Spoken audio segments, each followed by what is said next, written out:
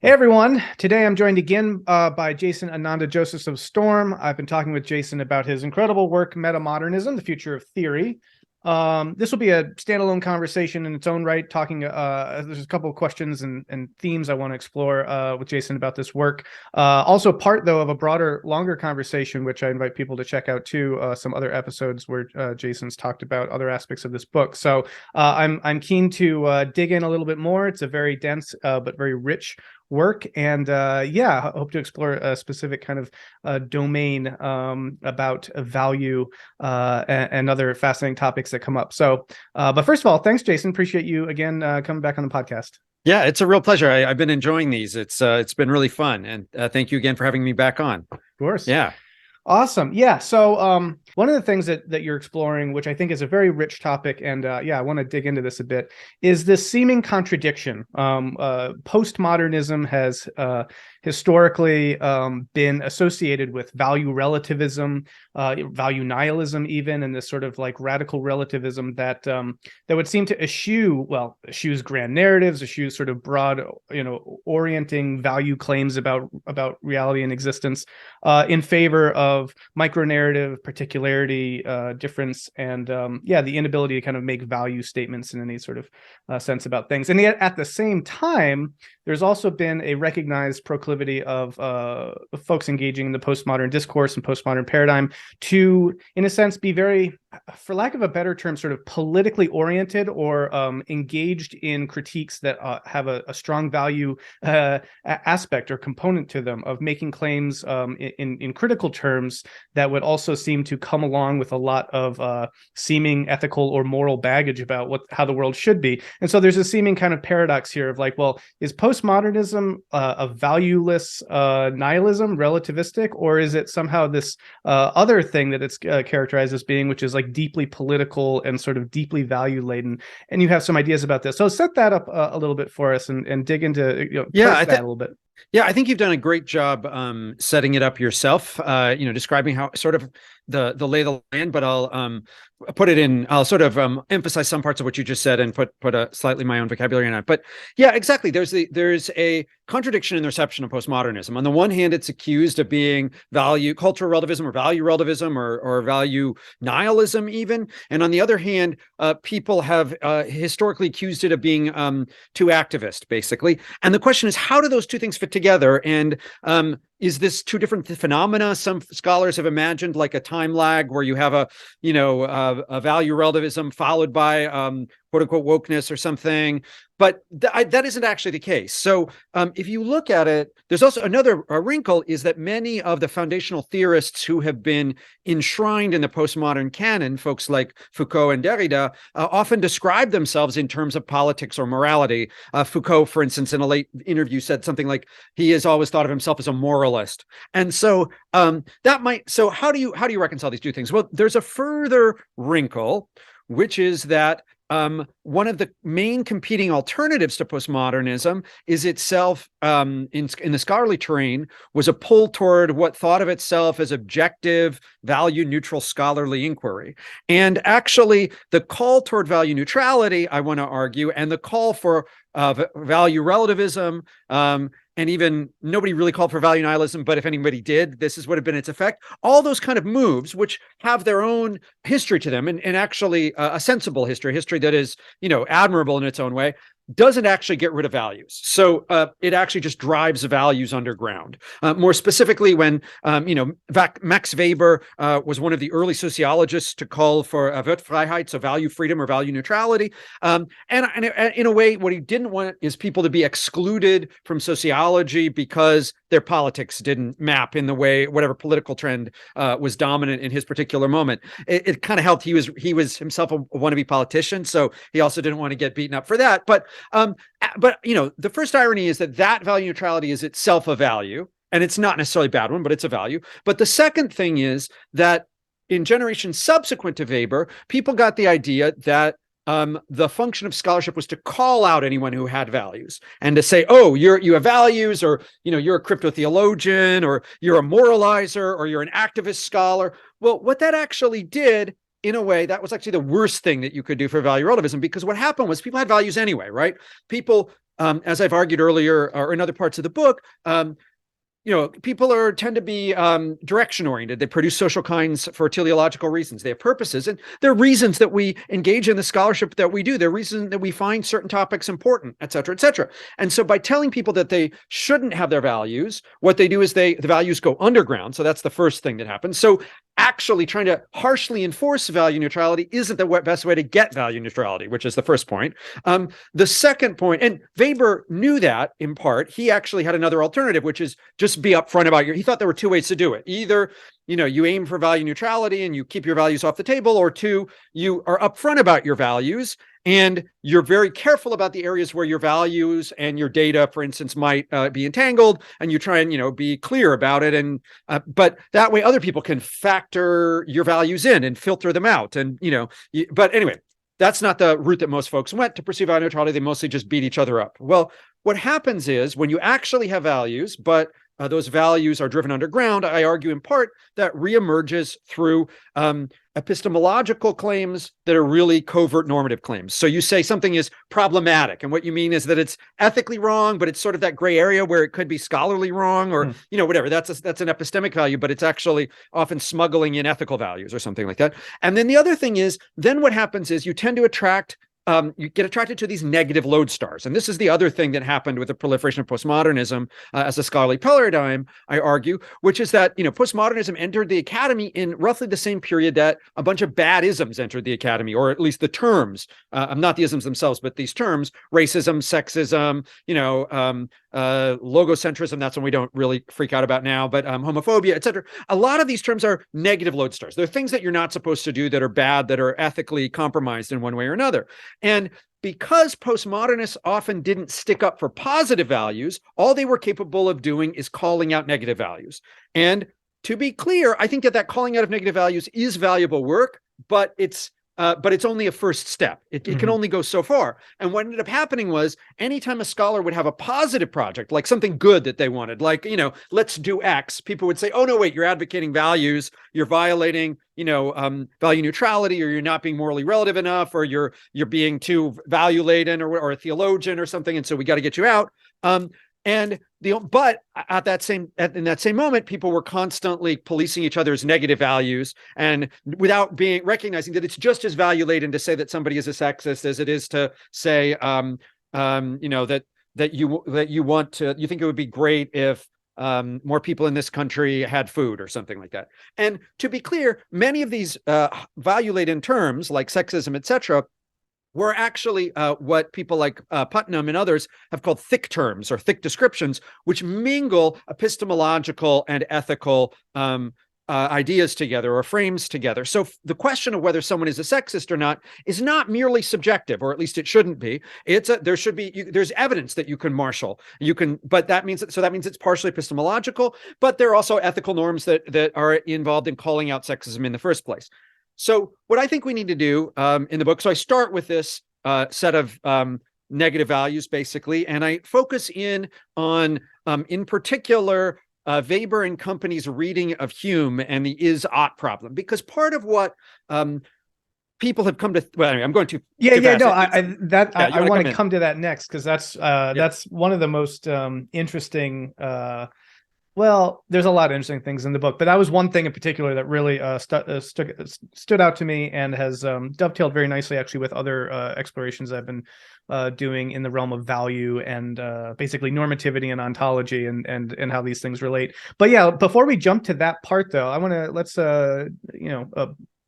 unpack some of this a little bit. One question that comes up is, would you suppose, all right, so you've kind of talked about this sort of still value laden work, but sort of working under the banner of the negative, or I forget exactly how you phrase it, but something to that effect, that it's sort of values through critique. And so because of that, values don't get stated, they're underground, they're kind of implicit at best.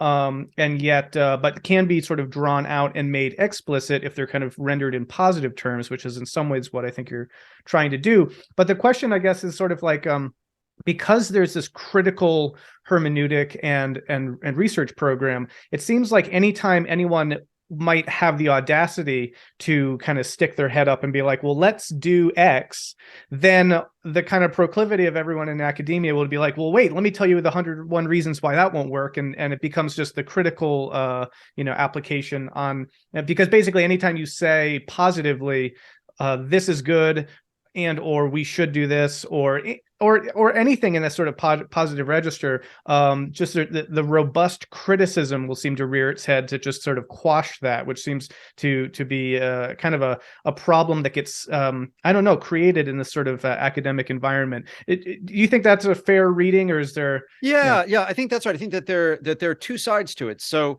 the call for value neutrality, when systematically enforced, is self-sabotaging, and it's self-sabotaging, and then because actually it doesn't produce what we wanted. I think some moderate value neutrality, and to be clear, I'm not saying that scholars should distort their evidence in order to make political to fit their political agenda or something like that. You have to be there, that moderate level of value neutrality, which is basically like, follow good scholarly norms, to not warp your evidence, to not be presenting things that are not the case just because they fit some value that you have. That's actually pretty good as a modest value. Like a modest form of value neutrality isn't self-sabotage, but a hyper version of it that tries to flush all values out of scholarship, especially the humanities, just doesn't work, because the reason that we do, or humanities and social sciences, because we're value machines, and the reason that we pick specific projects and engage with them and find them inspiring is often because of values. And again, that's not bad. So on the one hand, this call for value neutrality is self-sabotaging, and then the other hand, the negative moralizing is self-sabotaging too, but for a different reason. So if you want a politics, like a lot of the people who were postmodernist scholars adopted a kind of skepticism because they thought it was good politics. Basically, they thought it was going to be emancipatory, but it turns out that it's very hard. A number of political theorists have made this claim, but it's very hard to motivate people with just negative models, with just scorn and skepticism. So if you just talk about everything being problematic, then you're not able to advance your moral issues as well. So the best way to flush out all the injustices in our society is not merely to be negative, but actually not merely to be critical, but also to think about some positive solutions. And to be clear, I part ways a little bit with some people who are in the quote unquote post-critique world. People like Rita Felsky, who I know as personally, and I admire very much. She's really great, and she was very supportive of this book, which she read drafts on the back of the and she's great, and do read her work. But the one place that we kind of part ways in a significant way is that I agree with her critique of critique, but which she argues has become routinized and isn't doing the work it's supposed to be doing. But she just kind of wants to shut down critique at the end of the day in favor of a celebration of basically like aesthetics. I mean, she's in a lit department, and that's what she's interested in. And I don't actually think we want to abandon critique. I try and provide a solution to the problem of critique that doesn't eliminate critique, but that allows us to have it to be the first phase, to be a kind of an early phase, and then we build on that or go beyond that critique. So again, just as for those of you who tune into our other conversations, I was saying earlier with deconstruction as an epistemological project, we need that early work. We need to be able to call out injustice. We need to be able to identify sexism or what have you. I'm just using that as an example today, but there are a whole lot of isms that we might be concerned about in our present day and age. But we have to be able to make room for positive projects, even if we think that the biggest, any of these isms is the biggest thing on the planet. The way to overcome them is to first identify them and then suggest solutions. Yeah. And we forgot the suggest solution step. And if we don't suggest the solution step, then actually all our scholarly work is for naught. And then there's one last wrinkle to this that I'll just add that I think might appeal to your audiences. I think also there are a lot of scholars who think of themselves primarily motivated by their activism. I think that can be a very good thing. But a lot of the scholarship that they do is basically preaching to acquire a largely negative activism because they're a little bit uncomfortable with fleshing out at the positive side of their project. And so what tends to happen, and then that kind of scholarship is often written for a highly specialized audience that just it doesn't really work as activism because it doesn't have this positive call to action. It doesn't doesn't have this something that you and I probably associate with the metamodern, but it doesn't have some kind of joyful or positive or productive thing on the other side of it. So, I was reminded by the band The Idols, joy as an act of resistance. You need that, that kind of feeling is what actually gets people out in the streets and making positive political change, and not merely being negative.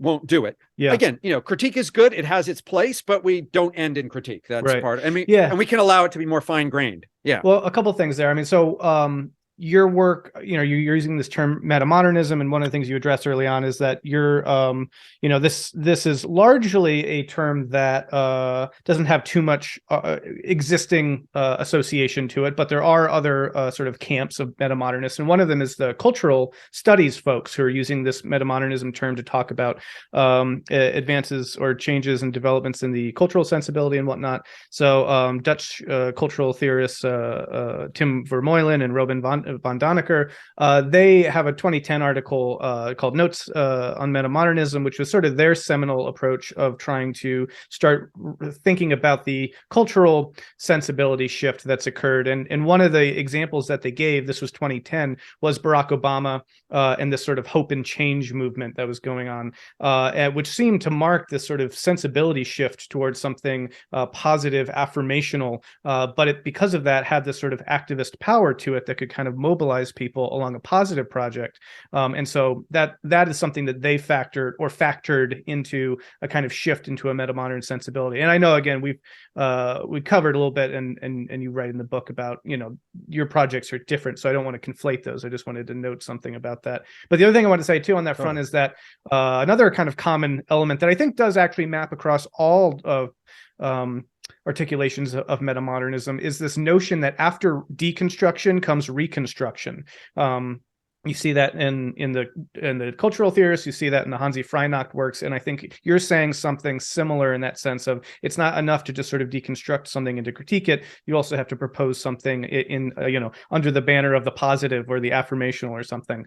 I wanted to though dig just a little deeper into this and maybe draw on some of the historian side of you. I'm curious what you make of the idea that this postmodern paradigm that comes into ascendancy when it does in the latter half of the 20th century does overlap with this cultural shift that occurs in America, and that seems to coincide with this rise of the postmodern paradigm in academia. I was just curious if you had any reflections on that. It's also sometimes framed in this way that the latter half of the 20th century does see the movement into academia of activist folks, progressive, leftists, or people on the, let's just say, the political left, sort of, and there's relationships here with sort of what was going on with the Cold War and this tension between socialism and capitalism and communism, et cetera, et cetera. But generally, there's this association that, the academia kind of moves in this sort of progressive direction in the latter 20th century, and that is related to the rise of the postmodern paradigm. Do you find that an adequate kind of framing for any of this, and does it inform any of this issue around kind of the activist critique in the negative? Well, so I think there are a bunch of things that happen sort of historically that in, let's say, the Anglo-American Academy. Well, we'll just say U.S. American Academy for the moment, if we want to focus there. First of all, in the immediate post-war period, you start to open up the academy in significant ways to women and minorities who had previously been excluded. That causes the growth of these really wonderful hybrid things called programs, often women's and genders and sexuality study, for instance, the first quote unquote Black studies or African American, quote unquote African American studies programs, etc. And it's in the context of those programs are one of the early sites for the adoption of some of the postmodern theorizing. So in part because of a dissatisfaction with what were then the hegemonic forms of theory in the academy prior to that. So but in terms of a leftward shift in the academy, I think that there's some of that is exaggerated, sure. But and I think that I do think that there's definitely a sense that, and part of it is also a split between different kinds of disciplines. So for instance, economists tend to be more right-wing, and these days, I think sociologists tend to be more left-wing. That used to be historically the case. I'm not 100% sure today. And one of the shifts that happens is when English departments shift from being slightly to the right, and the idea that they were preserving canonical sources of Western, quote unquote, Western cultural heritage. And so some of the fight is when English loses its as the single largest college major, by the way, for many college students in the immediate post-war period, where it was English. I don't know what the numbers are today, probably business or, I mean, who knows, but something more practical. But so there may be proximate shifts, like English departments tip left suddenly, and that created a bunch of outcry. I think it's so let's see. So maybe what I'm doing is that historian thing where I'm just saying it's complicated and it's nuanceable. It's sort of broadly. I think what's sort of broadly the case, though, is that there was also a lot of very strong left-wing scholarship in the interwar period, and so in the the 30s were a prime period.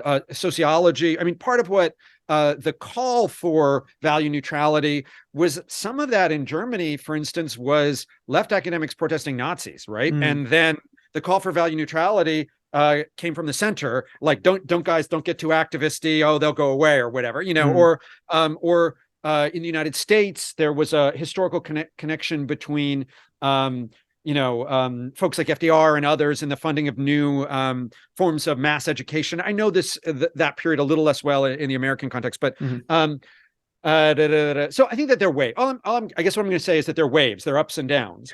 And if we think that the 60s and 70s represent a kind of progressive peak, we might note a kind of the 80s, the American Academy faced with Reagan on the one side and Thatcher in Great Britain. The Anglo-American Academy often became full of like cynical academics who were giving up on politics in some way or another, or there were right-wing academics in those periods too. But and then there was a depoliticization of the academy for a little while into the 90s, or at least, or it seemed more moderate, at least according to some historians, and then a return. So I think that there have been local trends, but it used to be the case that a lot of these negative lodestars were shared by people on left and right. So calling out sexism wasn't, or calling out racism wasn't exclusively a left-wing phenomena, but there's a complex reason in the contemporary U.S. why a lot of those have become primarily the focus of, the left, basically, as a point of critique. Well, yeah, part of this question is trying to, so one of the areas that we have talked about and in some ways kind of, I think, maybe make different emphases about is the degree to which we see postmodernism as just kind of an academic program or a paradigm versus something more culturally applicable and one of the things you do open up the book about is sort of critiquing ideas of worldview, zeitgeist, that sort of thing. And I think a lot of your critiques are very valid, but there's also a way that I do see some utility in seeing the connections between, the academy and sort of culture more broadly and trying to tie these two together in a meaningful way. And so, I was just sort of intrigued by the historical context in which this postmodern paradigm comes into ascendancy and how you could relate that to this, because one of the things I wanted to make about this point is around the issue of activism and value and negative value, et cetera, is that, and this is going to be sort of I'm going to see if I can articulate this in a concise way, but there's its own kind of theoretical architecture that I'd have to really unpack to really do this justice. But one of the ideas would be that there can be a sort of paradigm, whether that's in academia or what have you, let's say. So you kind of generate a certain kind of set of ideas, a certain approach, a certain, kind of hermeneutics, let's say, and that those ideas can exist at a certain level of conceptual complexity that can then be, and we talked a little bit about this actually in our previous conversation about how some of these ideas maybe show up in high school curricula that maybe lose some of the nuance and maybe even flip and invert some of the nuance and that sort of thing. But so my contention would be that some of these ideas that show up in this postmodern paradigm can get diffused into the culture more broadly, lose some of the nuance and the contextual complexity and the conceptual complexity, and then sort of be weaponized in ways that don't really have any connection to their original sense, right? So if in academia it's, well, actually it's ethical relativism, and so we have to critique claims of ethical, the presumption, and so we'll attack thisism and thatism, and then that filters out, and then in the kind of broader public, this is like, we have to destroy, the sexists because they're evil people or something like that, what I mean? So that's like, on the one hand, you get something that's an ethical relativism, it gets diffused into culture, loses the complexity, and then it's sort of like, it presumes a sort of moralistic sensibility, using a code that was generated in an ethically relativistic context. Does that make sense? And I don't know what you make of that. And totally, and you can see a contemporary version of it, in our exact historical moment. Just to give an example, which I hope won't anger your listeners, and if so, you can cut this out. I'll just use it. The term critical race theory, for instance, which what the Republicans say critical race theory is, bears no connection to what actual critical race scholars are doing. And it's just like, it's some projective phenomena that becomes a kind of phantom around which they can mobilize their, a sense of outrage, basically. And whereas actual critical race theory is not, it is complex, it's nuanced, it's interesting. It's also not what the commercial workshop world of white fragility or whatever, which is also not really critical race theory either, but some kind of weird workshop culture. So there's a left-wing version of it and a right-wing version of it, of the image of critical race theory, whereas actual critical race theory, it's one of the bases of theory that I love very much. It's complex, it's nuanced, it's interesting, it's interested in exploring various historical constructions of race and what have you. So yeah, exactly. I think you're right that then there are paradigms that are developed within the academy that then reverberate out in unexpected ways in the mainstream culture. And then in the reverse, there are ways in which students coming into the academy, having imbibed some of the things that are reverberating in the popular culture, end up realizing the image in some way or another. So for instance, notions of cultural appropriation, which, that's a term that's changed its meaning completely, but now the students have adopted the meaning that's the mainstream culture meaning, and then they're becoming professors. And then, it's like one of those things that's, flipped around a lot. So yeah, I think you're right about that. The only other point that I wanted to add as a kind of footnote to some of the stuff I said earlier, often the postmodernists were described in opposition to positivists. And the other irony, of course, and I talk about this a little bit more actually in the book before this book, but in the Myth of Disenchantment, but is that a lot of the early Vienna positivists were active communists and Marxists. It was they came out of Red Vienna. And so part of the positivist critique of values was actually a critique of ideology in the service of a Marxism presenting itself as a science, basically, give or take a little bit. I'm talking about, for instance, Otto Neurath's version rather than Carnap's version, but bracket that out for a second. People who know those dudes will care. Otherwise, we can paint the picture more broadly. I mean, one of the things that positivism was supposed to supply was a kind of value critique, but a value critique in service of Marxist politics. So even a more extreme left, and that completely vanished. And actually that fell away in the 1950s, in part because of the Red Scare and the positivists then wanting to portray themselves as not having any kind of politics. So, there again, there are waves back and forth. But anyway, all that is to say, it speaks to your larger point, which is, yes, I totally agree that there are paradigms and that those paradigms then diffuse and get diluted. And then, no, yes, I think that there's an interesting way in which terms get introduced into culture, reinterpreted, redeployed, and then there's a lot of equivocation, people speaking past each other. I think actually a lot of what's going on again around this issue, so you have some people defending what they think to be what the thing is, other people attacking it based on what they think the thing to be is, whether or not those actually accord to what the thing is. But then what is the thing if not a lot, sort of a collective agreement about what a thing is. So the importance here of history and reception history is an interesting lesson, because it seems like not only do we have to contend with the very ideas that get put forth into the world, but also we have to contend with how those ideas get reinterpreted, sometimes to mean very different things than what they originally meant, and then having to navigate all of those dynamics. So anyway, and I would add, just like as the last point too, and then in contemporary American polarization, which I do think has gotten worse in certain respects, there's a tendency of having anything become fodder for the culture wars in some abstract way, even when based on survey data of the American population, people largely agree about huge numbers of issues, more so than they have in the past. They're much more likely to see the other side in demonizing ways.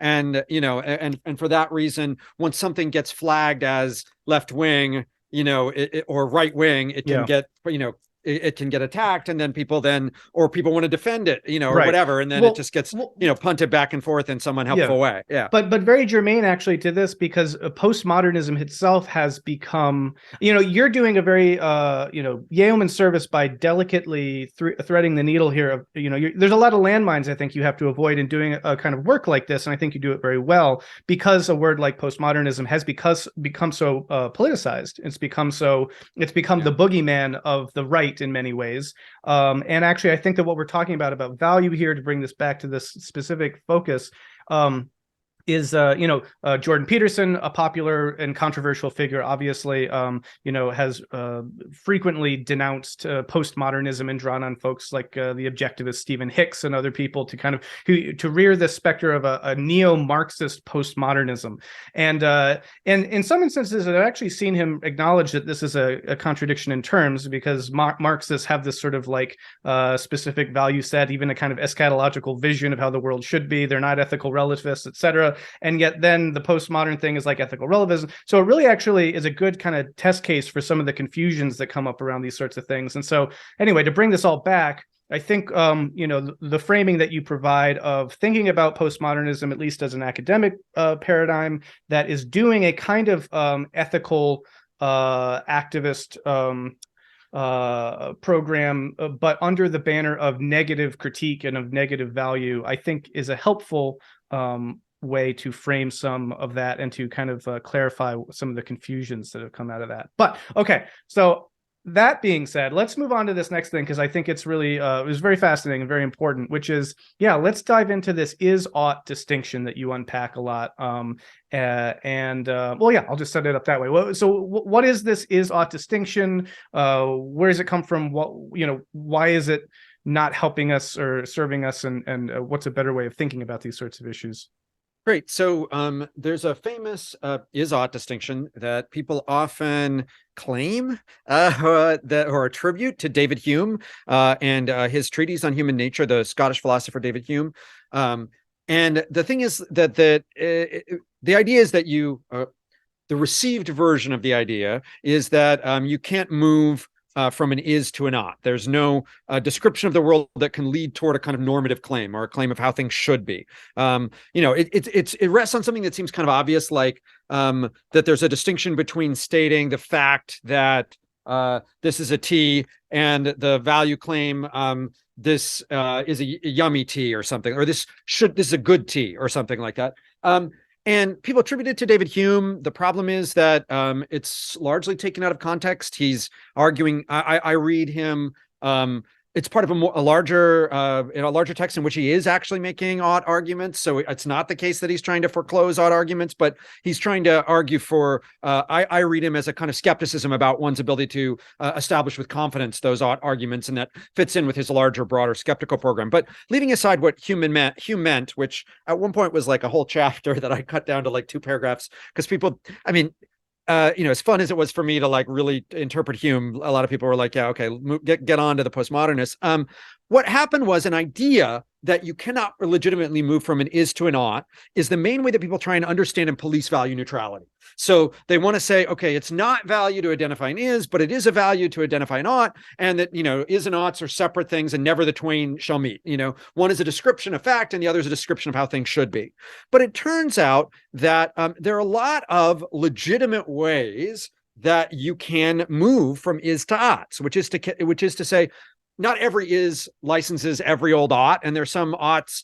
There's some, factual claims and normative claims which are totally different and in totally different worlds. But independently, writing in, very different contexts, I traced down all these people who would challenge one particular aspect or would say, okay, yeah, the is-ought distinction is a good thing, but I want to note that there's one case where, it's okay to move from is to ought. I compile a sort of a list of those, and I add in some of my own here too. But, for instance, it has been claimed that correct belief is a movement from an is to an ought. So if this tea contained poison, I ought to believe that a tree contains poison. So that would seem to be a kind of normative or ethical judgment based on an is, for instance. And this is one example.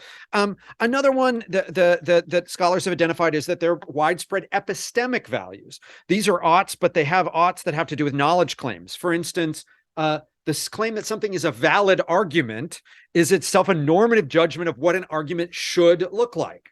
So that's another is ought move. Anyway, it turns out, and I don't need to hit all of these here, but there are also examples of values that are based on facts. So, you might want to make a claim about,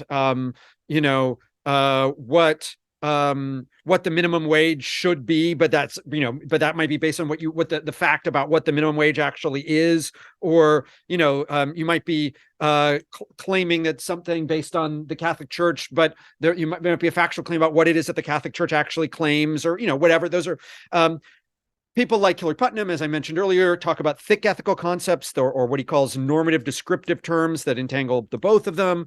And then, I'm glancing at one of my notes here, but and then there are often values that are masked as facts, so we might want to uncover, or there might be bridging notions, which are basically if you've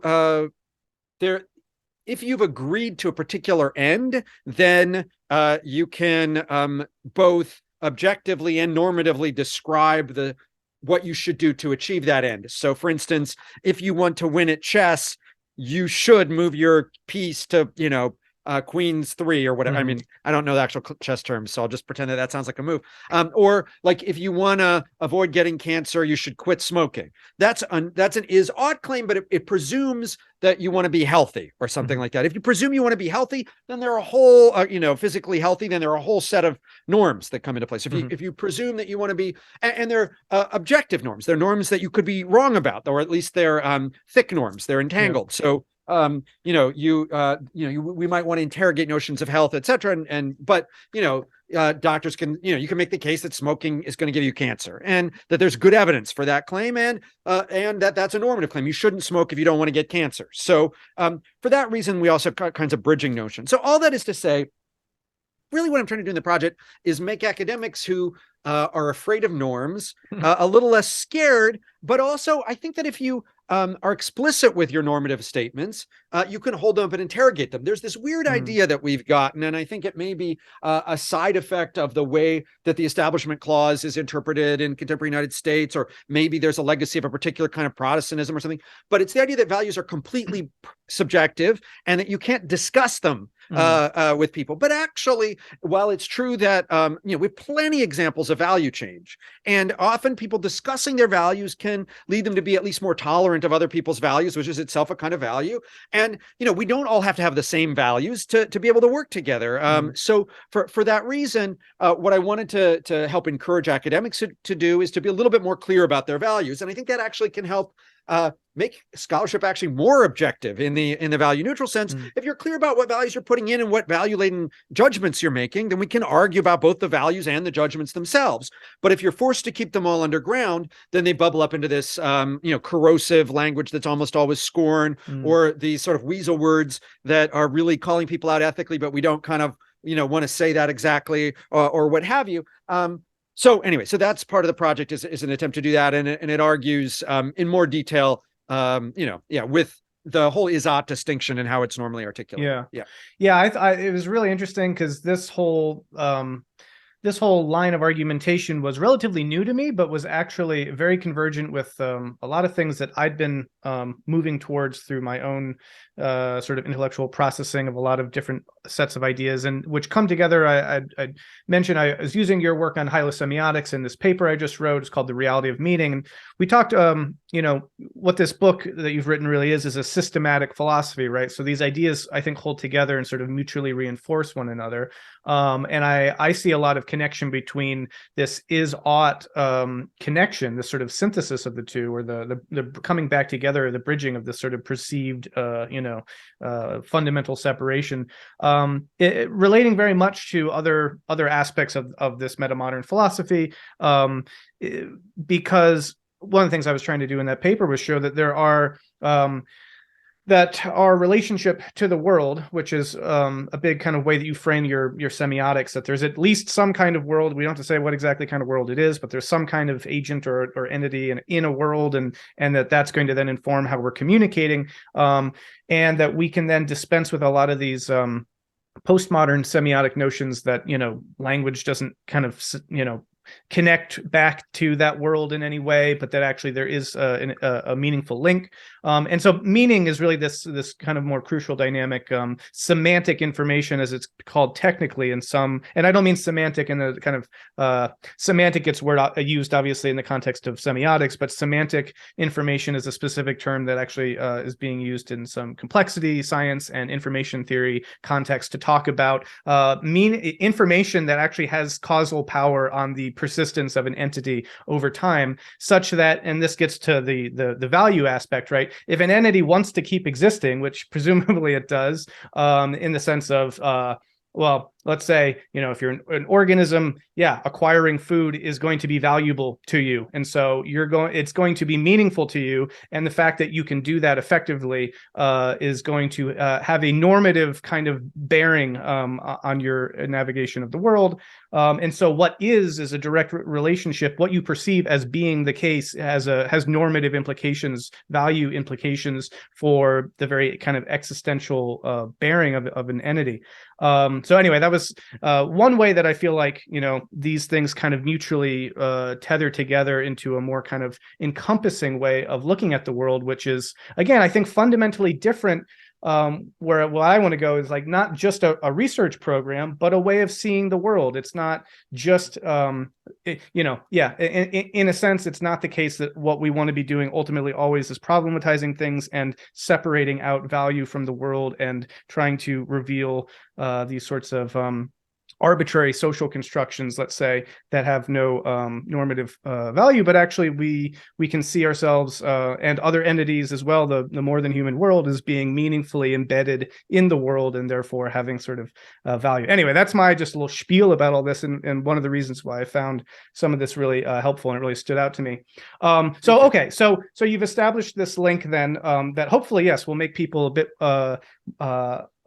more comfortable with talking about value in explicit terms. And so I don't know if you have any more to say about that. There's a couple places we could go from here, but I given the time too, I want to be able to get into where you go with it, which is trying to frame your own explicit values. You talk about revolutionary happiness and trying to frame this as an idea, and virtue ethics as well. So I don't know if you want to pick that thread up and go in either of those directions with that. Yeah, sure. So, yeah, totally. I mean, I very much appreciate that you've detected the systematicity of the book, and I love the use to which you're putting it.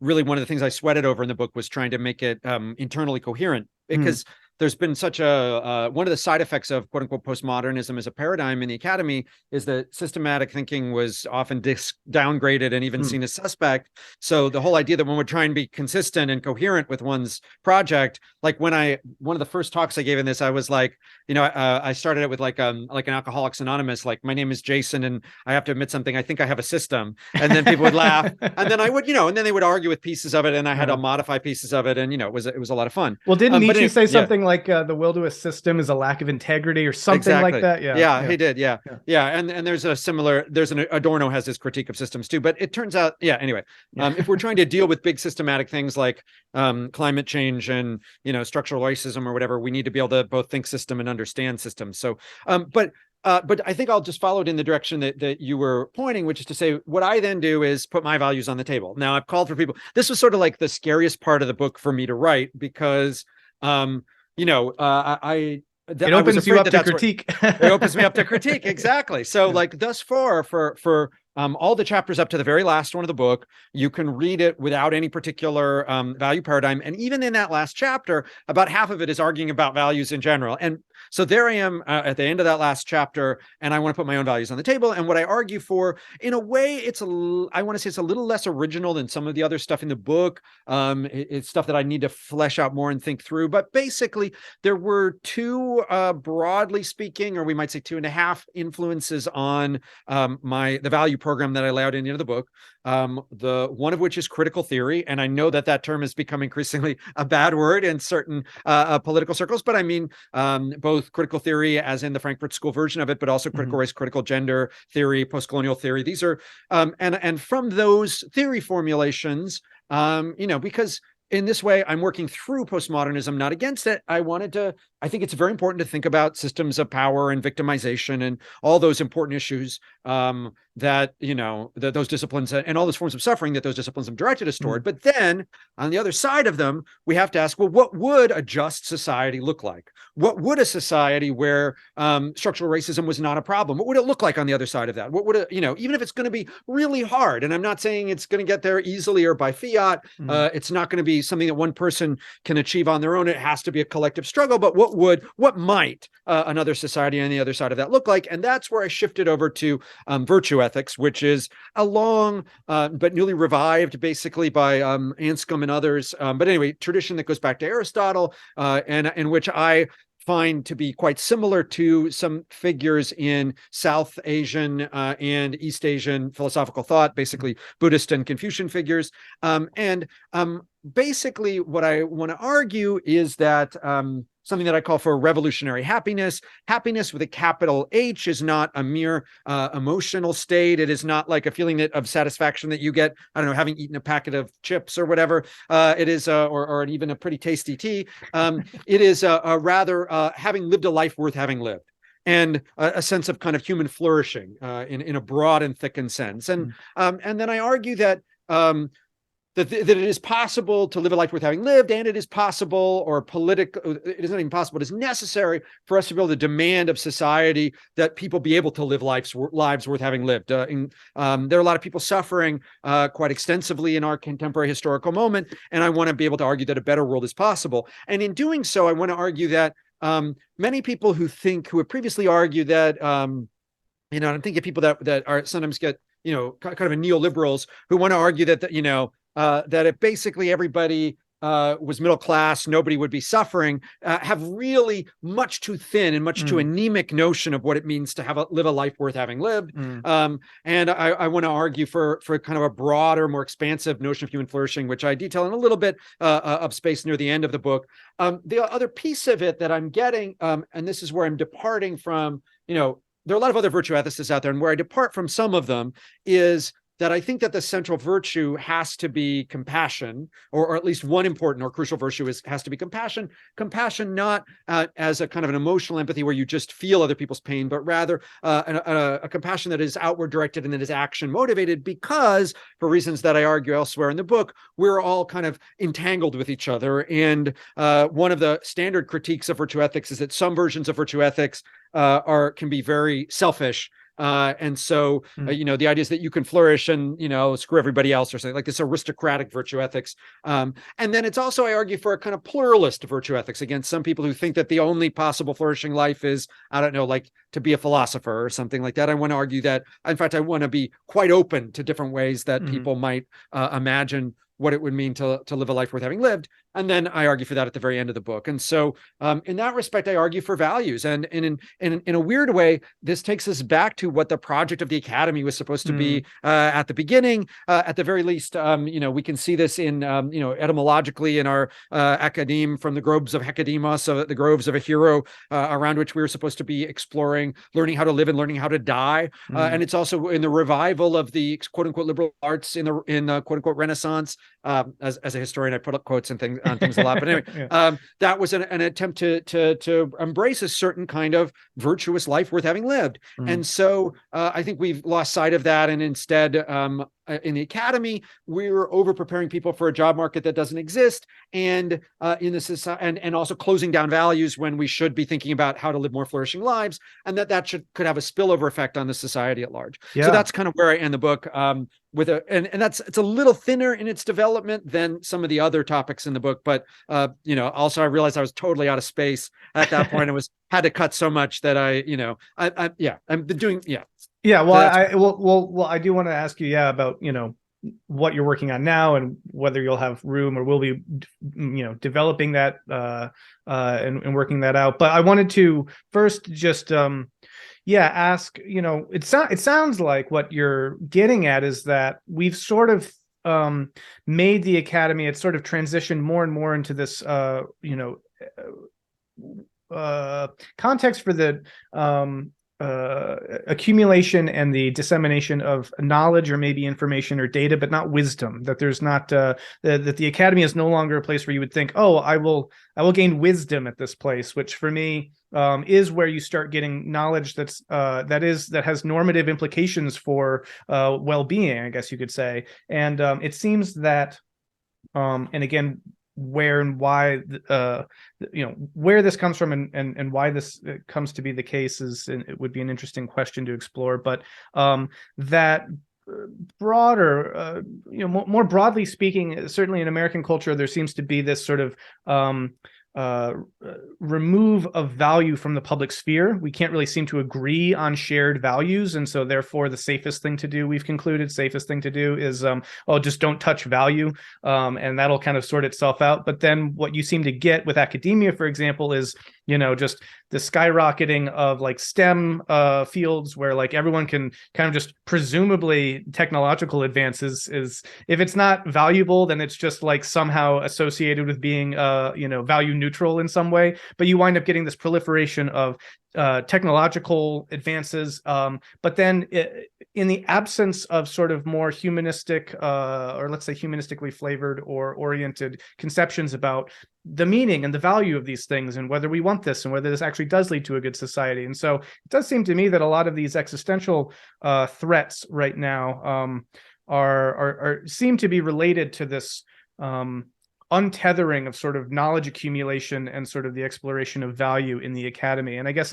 posed as a question would be, and this is actually a big question, how do we change that? I mean, what does it look like to bring value back into the academy in a way that could be productive and generative? I mean, clearly this is an aim of the book in some ways to kind of make that possible, or at least to get people thinking in that direction. But like, it seems like a daunting challenge. I don't know if you have any thoughts about how you could actually implement something like that.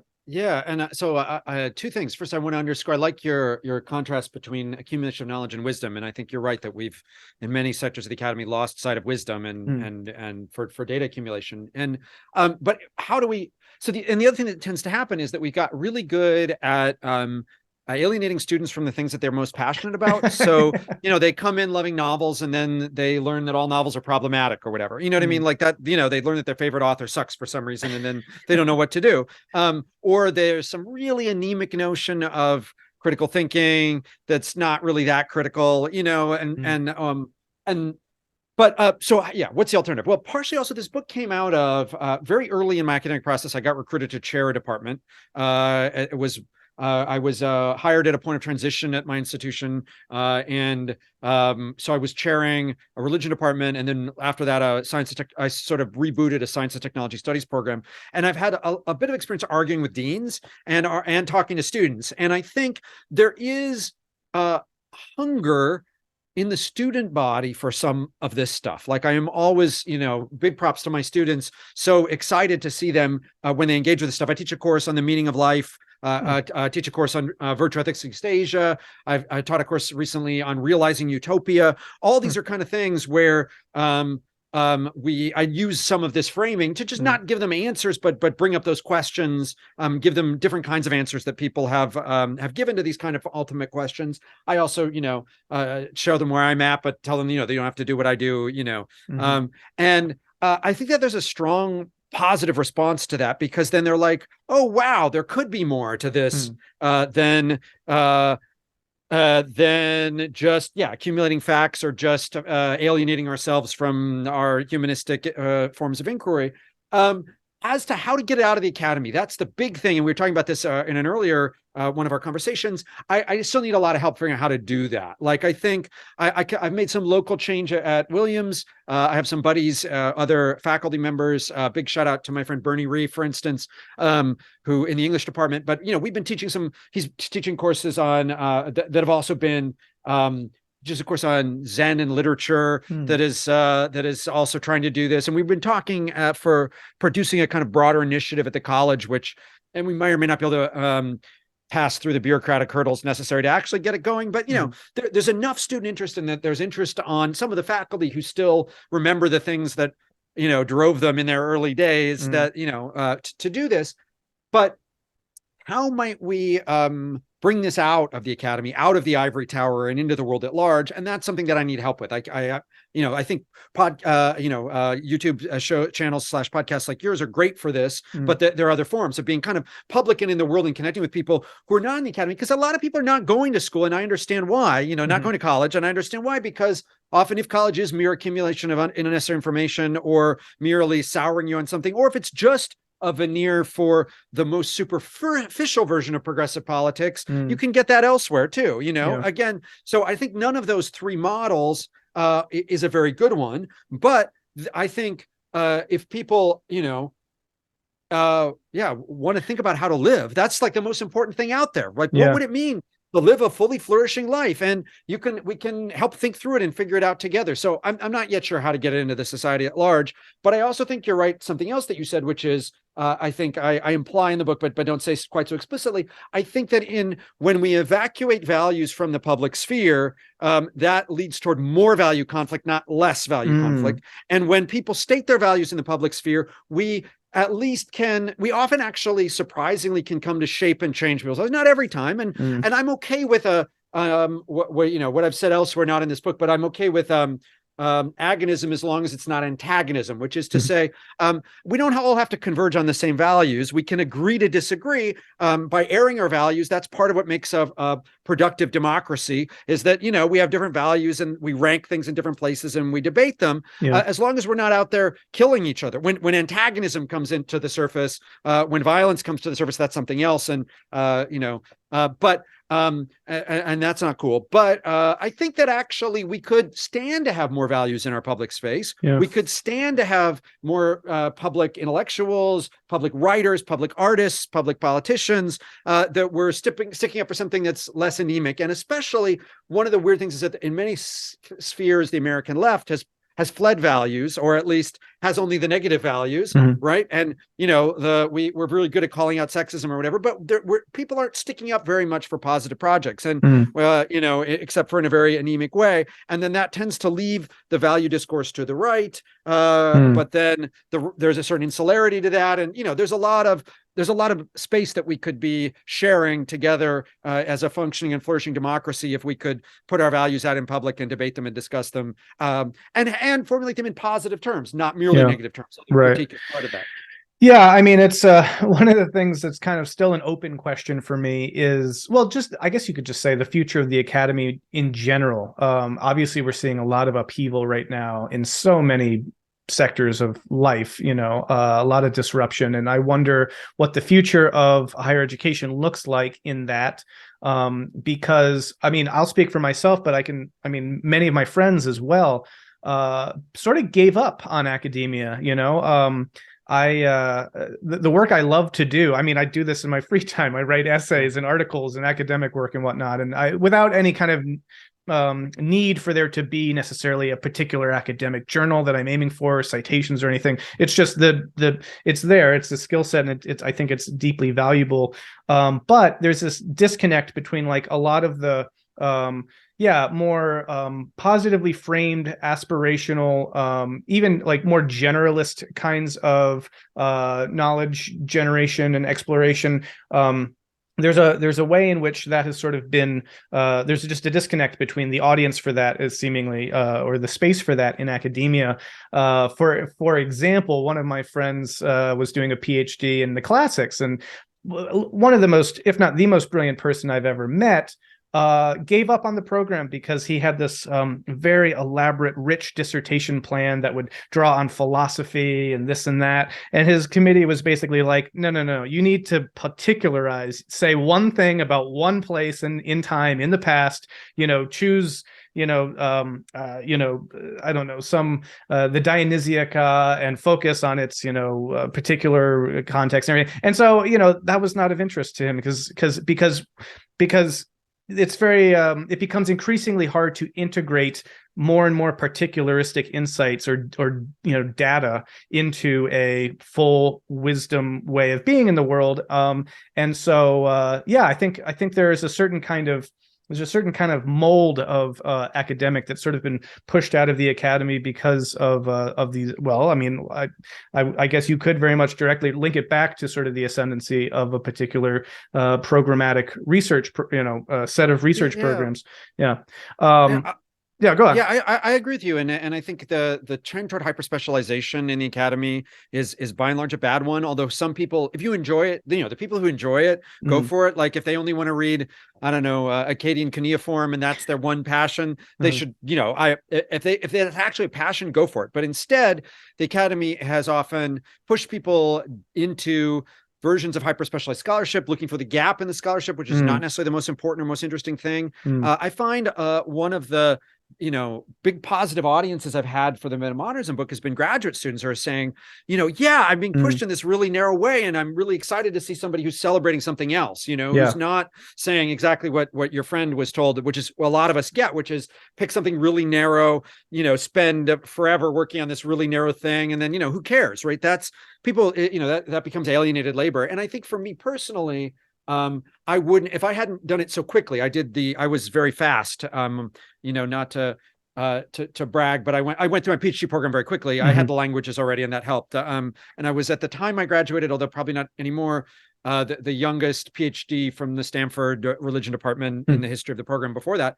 I'm not so young anymore, but that said, I did it quickly. And if I hadn't, I would have burned out, because already I had proposed one dissertation. My advisor was like, don't do that. Do this other thing that's really specialized and narrow. I started on the specialized narrow one. I was like, no, screw that. I'll do two steps. I'll take one step toward where my advisor wants me to do, but I'm going to try and do it in the frame of this big thing.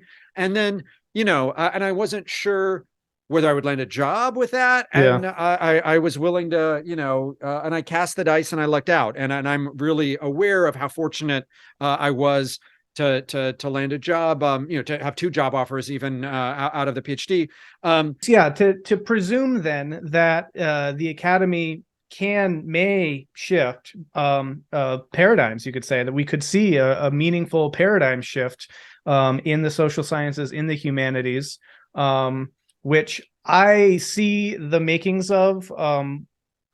Some of which is in the academy, but a lot of it is actually outside of the academy. I see incredibly brilliant people doing incredibly brilliant things, but not necessarily in an institutional context. But presuming that academia does sort of shift, and you see this paradigm shift, that's sort of like one of the questions I want to kind of conclude with, or start to conclude with, which is like, one. Yeah, tell me about the reception that you've seen with this book. I mean, this book is really a call. I would put it this way, correct me if I'm wrong. I see it as sort of a call for a paradigm shift in the humanities. So how has that landed? How does that landed? Yeah, I've been just really delighted and totally thrilled and even humbled by the response to the book so far. I've gotten one, maybe two negative reviews, but otherwise in academic journals, one by an analytic philosopher who I don't think really read the book. But otherwise the response, both within and outside the academy, has been phenomenal. I've had two journals have done roundtables on the book. There are two more journals in progress. I've had a bunch of scholarly reviews that have been positive. I've had lots of emails, more so than any of my other books, flooding in with people, not just in the academy, but from various different walks of life. A labor organizer in Chicago, a high school teacher in New York City, just people all over, especially actually in the Spanish-speaking world, responding positively to the book. It's being translated into Chinese, Vietnamese, and Spanish right now, cool. And will be coming out in those languages in the next couple of years. And that's based on, positive responses that I've been getting in the non-Anglophone press. In a way, actually, in the Spanish-speaking world, I've been getting, as I mentioned just a second ago, even more positive response than in the Anglophone world. But also, in East Asia for various reasons. So I mean, I've been really floored. I've been really delighted at the response to it. And I've been giving a lot of talks based on it, and, often via Zoom these days, but talking especially in this context to graduate students and scholars in various positions of precarity, postdocs, et cetera. And, so yeah, I mean, in general, it's been really, really lovely. The response to the book, really humbling. I don't know where it's all going to go. Like, there's a lot of energy, and I think if I were a better organizer, I would be able to channel this energy into some direction. Like, people, have emailed me like, oh, is there a Metamodernism journal that, for I want to do social kinds theory. And I'm like, I wish there was. And if I had more time, I would start one, but I don't. Or, or more often, more recently, I've been corresponding with people who are in some version of working for either activist environments or NGOs who want to figure out how to put this stuff into practice. And there's a gap for me. I don't know quite how to do that because I haven't been as involved in that world. I don't know. I mean, it's been really, really wonderful. I mean, I think there's been some criticism, and in addition to the one negative review that's obviously especially sticks in my craw. I had a couple emails from senior scholars that were negative, but some old guard people who were, I would call postmodernists, basically, who were like, no, and you haven't. One of them was like, you failed in the entire book to really do a service to Derrida, and I'm like, the book isn't about doing a service to Derrida, and this person is someone whose whole career is doing Derrida, so I'm like, dude, you do Derrida, but like, I'm just not sure that's where this is where this is at.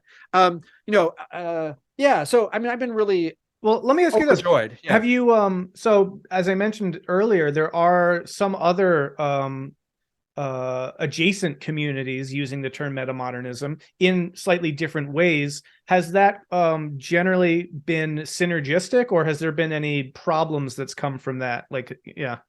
I mean, I think that it's hard for me to know. Like, I think that my sense is that it's been synergistic insofar as so the largely a Hanzi version of it, people seem to be quite positive. I think even though my version of it is quite different than the cultural studies version of, that's the one where there's perhaps the most friction. I think most people have been positive. I think, I did go to this Metamodern or virtual Metamodernism summit last year. I think some people were down with some of what I was arguing, but other folks weren't. I think the biggest disagreement maybe with people who want metamodernism to be a period term, and people who don't, or people whose primary goal is to label, to fight over whether Buffy the Vampire Slayer is metamodernist or not, or whatever, which is not something that I'm deeply invested in. But if they want to do it, I don't want to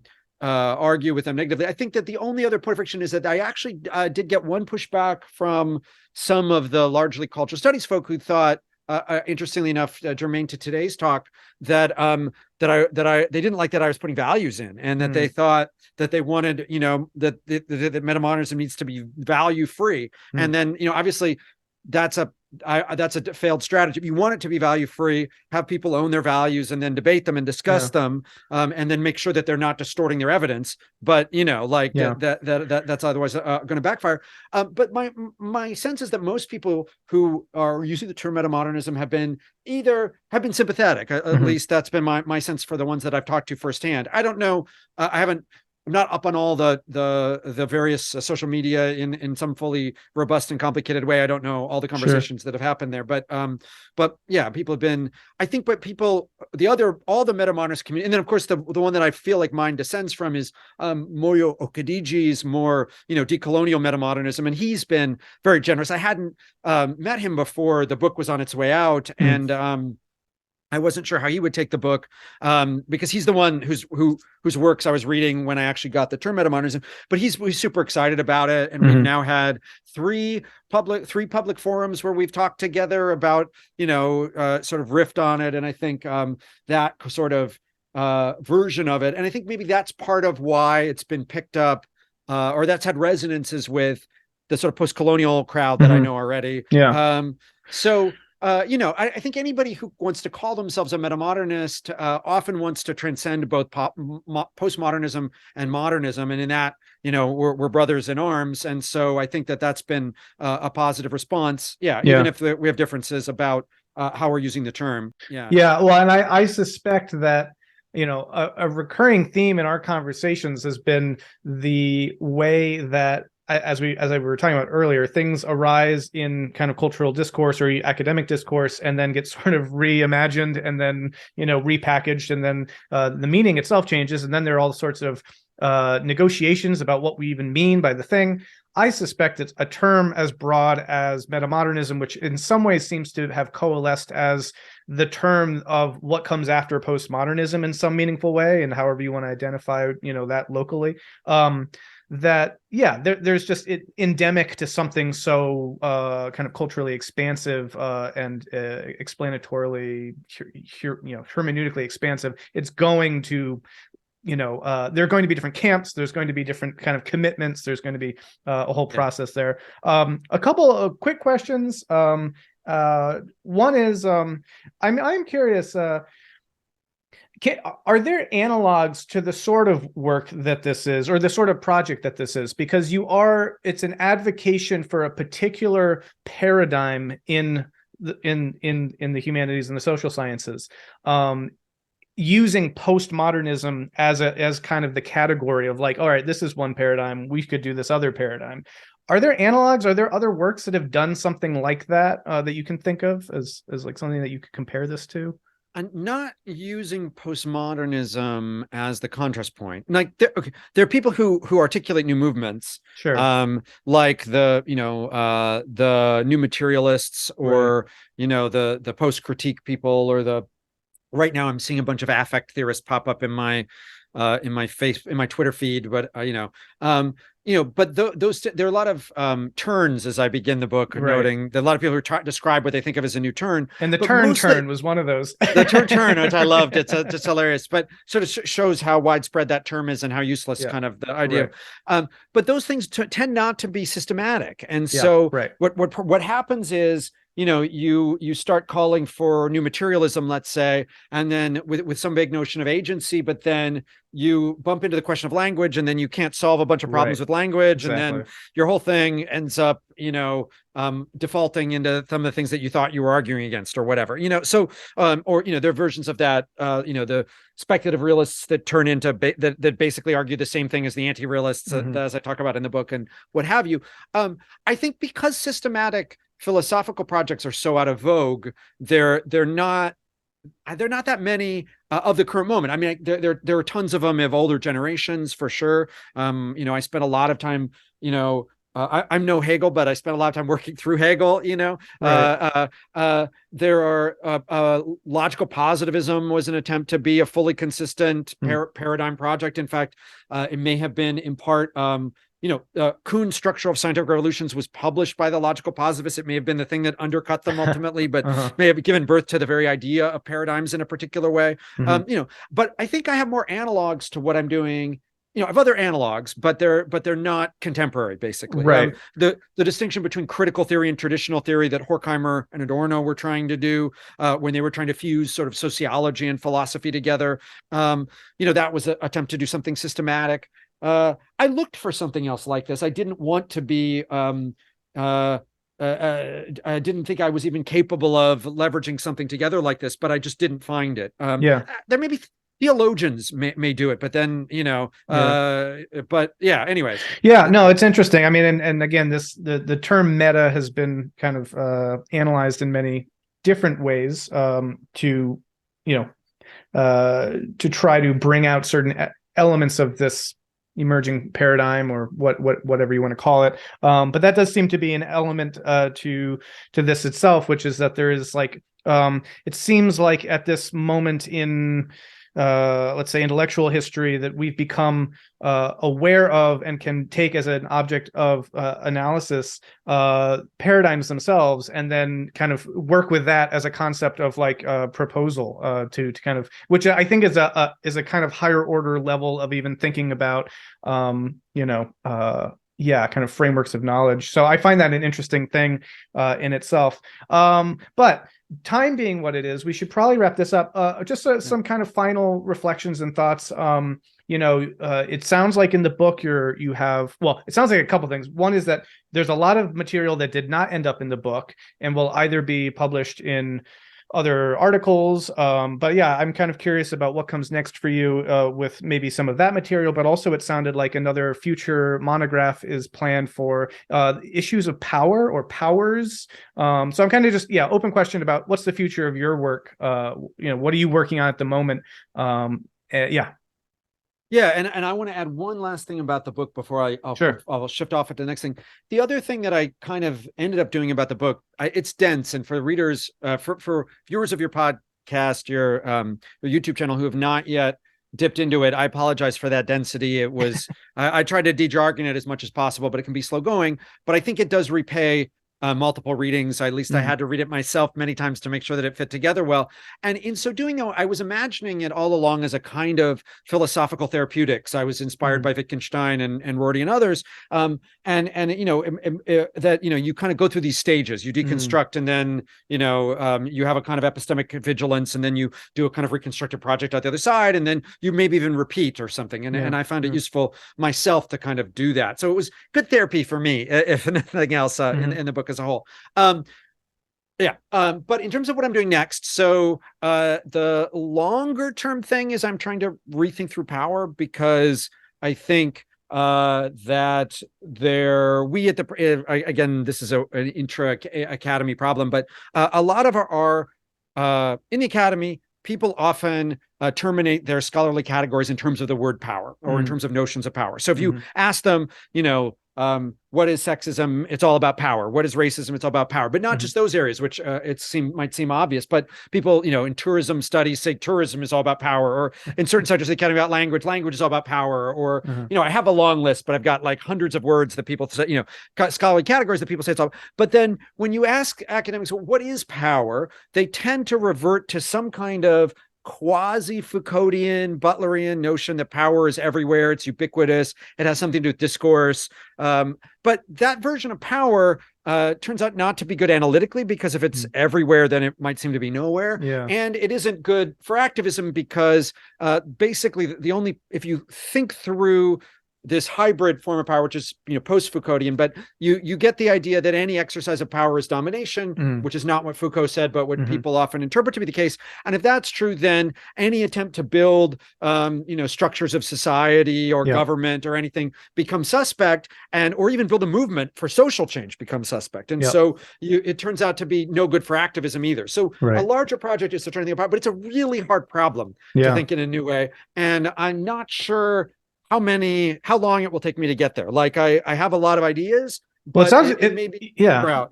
sounds very valuable. I mean, I think that is a key issue that needs to be worked through. And again, not just sort of run away from, but really in the way that you work through postmodernism here, worked through because of a lot of the things you just said, that these things wind up being actually very self-defeating, even if the values are unstated, the values that are there in the activist sense get undermined by the kind of analysis that they're working with. It's also very interesting too, and this actually as an idea came up earlier when we were talking about positive versus negative value, the notion of privilege, which is very much a dirty word coming out of kind of postmodern discourse, but I think it works in a similar way as being kind of undermining, because ultimately, it leads to people sort of denigrating privilege because it's associated with dominating power, but none of the as you might say, like, well, people who have privilege then they get the benefits of education and resources and health and better health and all this stuff, and these are products of privilege. And you'd actually want to say, well, don't we want everyone to have like good education, good health, resources, etc. And so the very notion that winds up getting demonized in a particular framework of power is actually something that, if framed in a positive way, would actually be could be reclaimed in an interesting way. But and 2 points on that. In the first case, even early theorists of things like white privilege were actually making that point, which is that privilege should be extended to everybody. It shouldn't be like just check your privilege, which is what it became on Twitter or in contemporary activist discourse. Privilege was originally understood to be a good thing, and then the fact that some people didn't have access to it was a problem. And then the second point is also, like, part of the problem of our theories of power is that they're not fine-grained enough. So you presume that a group has power everywhere at all times and places, but it turns out that there are contexts where that group might not have power, that individual might not have power. And so, one of the things that a new theory of power could do a kind of microphysics of power, where you can see how, in this circumstance X, this particular person, an individual or group does have power, but in circumstance Y, they don't. And, that could let us do a lot more things and shortcut some of the ways that things can become exaggerated or, well, I think that drives so much equivocation and talking past each other in our broader culture war context these days, because, you get a lot of disgruntled, communities of people. They say, well, my group of people doesn't have power, but it's like, well, actually that's highly locally determined, right? So, white men saying, oh, we don't have power. Then it's like, well, what are you talking about? X, Y, and Z, the whole history. But then, if you look in certain contexts, whether it's in academia or elements of the entertainment industry or whatnot, you can see, getting more fine-grained about things could really help the public discourse around these sorts of issues, instead of just, again, people totally talking past each other. So that's very interesting. So anyway, that sounds like a fascinating. So that's the big book, and then but in the interim, I have two short things that I'm working on, two intermediate projects. I'm finishing a monograph on the genealogy of genealogy, which has the colon after it right now, too many keywords, but Nietzsche, Foucault, history, philosophy, and race, where I look at this. Academics often say that we're doing genealogies. What do we actually mean, and what's the history of that? And then I'm also co-writing a novel. So, I'm trying to get with my wife, and so I'm trying to think about bridging outside of the academy. The genealogy book is super academically specialized. Like the audience for that one is going to be, it's me kind of trying to work through the Foucauldian and Nietzschean legacy of a particular version of doing history. It's like, just as the Metamodernism book was an attempt to work through the broader structures of philosophy, now I'm working through the more microstructures of the way history is written in the postmodern academy. But like, who's going to read that? It's going to be other academics, and so some novel writing is also for me. But I don't know. Like, I've been so delighted with the Metamodernism book, and that, who knows what I'll end up doing, in the long run. I almost wonder if you could situate those other works, and maybe you would do this within the works themselves, situate those other works as being an extension of this, metamodernist framework. I presume I almost would do that. Yeah, I think both the academic works would be that way. I think the genealogy of genealogy, definitely the end of it is going to be basically like a hook back to the Metamodernism book.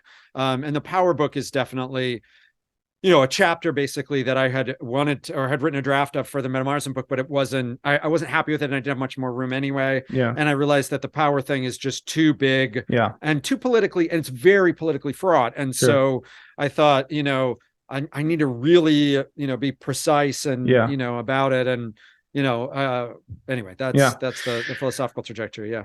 Cool. Well, I would also say too, I mean, you mentioned people asking, is there a journal? If you ever just need sort of a foot person, I'd be happy to render my services and efforts in whatever way that I can. I'm working on a couple of other projects in this sort of ecosystem, and one of them is we're starting a journal. I think the academy is so important for, as problematic as a lot of these issues that we've been talking about are in the way that they've been manifesting in the academy, it is a crucial node of the dissemination of these ideas, and obviously the inculcation of knowledge and learning and wisdom potentially. And so the idea that we could have journals, that exist not just in sort of like a kind of I don't know what you'd say. Well, let's just say institutionalizing these sorts of ideas, having connections with universities, I think is deeply important for these ideas to be taken seriously in the academic and the public discourse. And so anyway, I'll throw that out. Yeah, well, happy to. Yeah, I'd love to talk more with you about this. And especially, I mean, I think some of the work, that you're doing is really admirable. And I really like you're getting stuff out there in a way that's really incredible. And, Thanks. I'm interested in thinking about how to do that in new, fresh ways, whether that's journals or, things that are open to more kinds of writing. That's the other thing. Like the genre of academic writing is often so stilted that then you're like, academics complain that nobody reads them, but then you're like, yeah, well, if you're writing in this dense, jargony way, then of course nobody's going to read you. It's a challenge. Sure. But anyway, yeah, and I don't have the organizing chops. I'm not like I get in these philosophical problems and then get lost or whatever. And I'm also a dad, and I spend a lot of time dadding around and that kind of thing. So that tends to be my free time. But anyway, yeah, let's definitely keep in touch and as going forward. Yeah, that'd be awesome. Yeah. Cool. Awesome. Well, Jason, I much appreciate this conversation. This was great. And really the whole arc of our conversation, if people want to check out our previous conversations, I feel like there's been a really lovely arc. We've been able to go through so much of this material. And I still, after almost 4 hours in total, I think we've had 3 conversations, a little over an hour apiece. There's still so much more that's in the book that we couldn't get to. So anyway, yeah, let's you and I talk about all sorts of logistical things, because I think this is important stuff, and I'd love to help facilitate this getting out there better, and but also future conversations. And look forward to following your next work, and let's be in touch. But anyway, thank you so much. Really appreciate it. Thank you. It's a privilege. Yeah, a pleasure. Thanks.